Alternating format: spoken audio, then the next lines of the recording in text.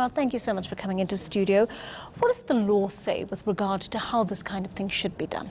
Well, it's very clear. The Children's Act and even the Constitution speaks clearly to the fact that one needs to get consent from children. Consent, so we're speaking about children over the age of 12 could give consent to their testing. Children 12 and younger, one needs to ensure that they have sufficient maturity to appreciate and recognize the risks, the benefits and social implications of the testing, and of course there are two criteria that one would look at in testing children. So it's the best interest of the child, and then the second criteria would be if a healthcare worker or any other individual has reason to believe that he or she has contracted HIV from bodily contact, etc. So those would be grounds. But to actually test children without their consent is an illegal matter. It's definitely transgression of legal boundaries.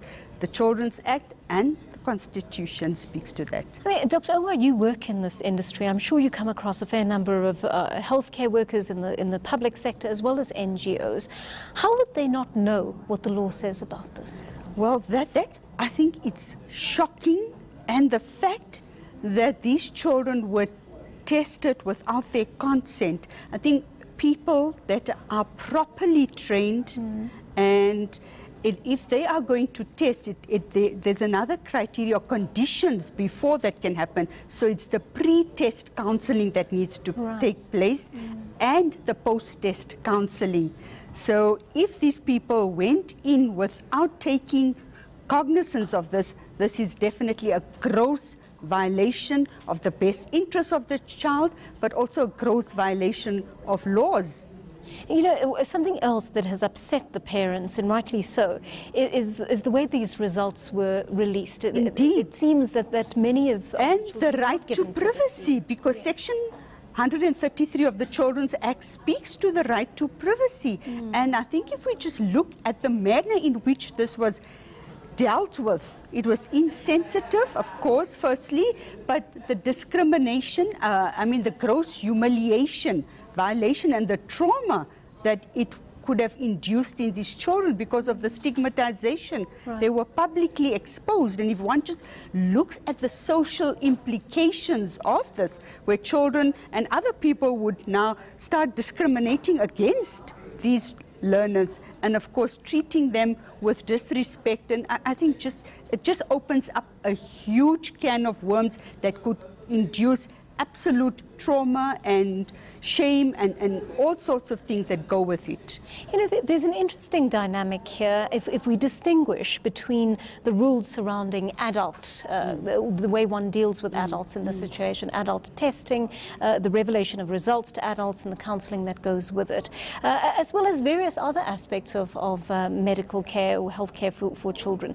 Do you find there's a disconnect between the way adults are treated when it comes to these procedures and the way children are treated? Absolutely. There is a huge disconnect because the language that one would use with adults, the preparation that would be provided to adults would be different to that of a child, because children develop at different levels as well. Their needs are different. Each child is unique, and one needs to factor these differences into the way testing is done, the pre-test counseling, the post-test counseling, the information giving, etc. One needs to look at that very rigorously. And then, of course, planning and consideration needs to be factored into this process of testing children.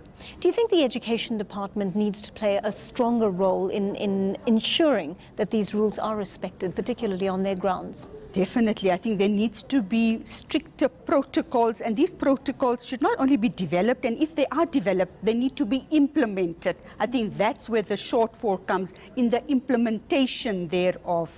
Thank you so much for talking to us. Always good to have your insight. That is Dr. Shaheda Omar of the Teddy Bear Clinic.